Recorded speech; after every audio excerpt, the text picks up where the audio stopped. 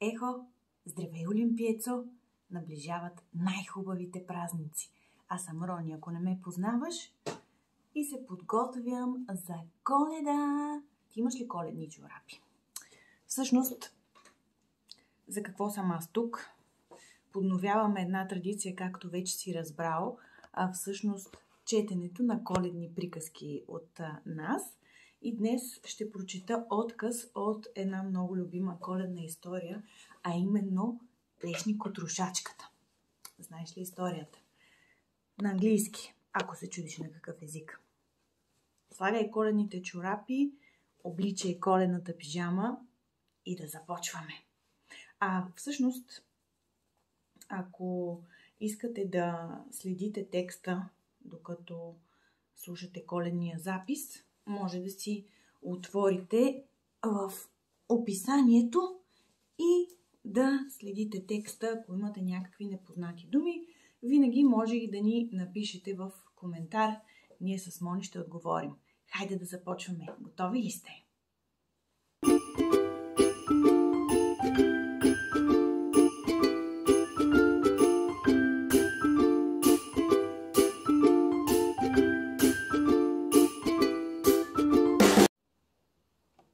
Ето ме отново. Между другото, не знам дали знаеш, Олимпиецо, но оригиналната история на Лешникотрошачката е малко крипи, така да се каже. И оригиналът всъщност се казва Лешникотрошачката и краля на мишките, The Nutcracker and the Mouse King от Хофман. Аз ще прочита малко от началото на историята и живот и здраве. Следващите празници можем да продължим с нея, ако ви е интересно и искате да я завършим. И така, да започваме. The story of the Nutcracker and the Mouse King. The day before. It was the day before Christmas. Fritz and Mary Staunbaum sat huddled together on a sofa in a little back room, for they had been forbidden to go near the living room or the drawing room. Fritz was whispering very secretly to Mary. Early this morning, he told her, I heard all kinds of noises, rustling of paper and pounding behind the locked rooms. Also, he confided to her, I saw a small dark man with a large box under his arm glide noiselessly through the hall. Who could that have been? Asked Mary. Why, Godfather Drosselmeyer, who else could it have been? At this, Mary clapped her little hands for joy and exclaimed, Oh, what kind of beautiful toy can it be that Godfather has made for us this year? Judge Drosselmeyer was not a handsome man. He was short and thin, and his face was full of wrinkles.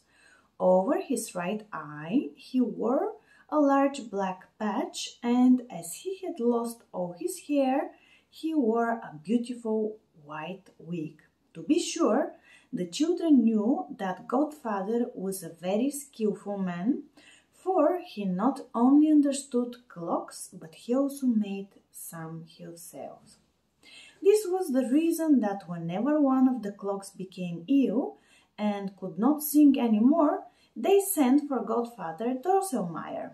He would come, remove his wig and his little yellow coat, and trying on an apron would take out a pointed instrument and run it into the clock. This always made little Mary sad, but seemed to help the clock, as it at once became alive again and began to purr, to strike and to sing, to the great joy of everyone. Always when he came, he brought something attractive in his pocket for the children.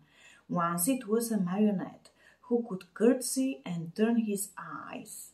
Once a box out of which a bird would hop, and another time it would be a new kind of toy such as they had never seen. But when Christmas came, he always made some beautiful mechanical toy which only a very clever man could make. For this reason, their parents would put it away for safekeeping after it had been presented to them. Oh, what kind of ingenious thing can it be that Godfather Drosselmeyer has made for us this year? Whispered Mary. This time, replied Fritz, it can hardly be anything else than a fortress in which all kinds of handsome soldiers are marching back and forth. Other soldiers must come to storm the fortress, and then, all at once, the soldiers inside will fire a cannon which will make a noise like thunder.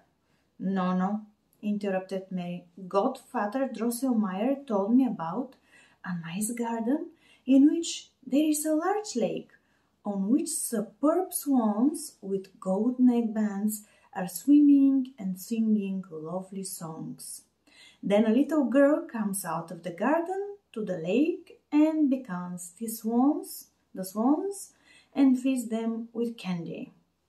Swans do not eat candy, Fritz interrupted harshly, and an entire garden Godfather cannot make. Then, too, we have very little joy from his toys. They are always taken away from us at once. I would rather have what Father and Mother give us, for those toys we can keep and do it as we like. Again the children took turns in guessing what presents they were to receive this year. Mary thought that Mamselle Trudchen, her large doll, had changed much, for clumsier than ever she was always falling to the floor.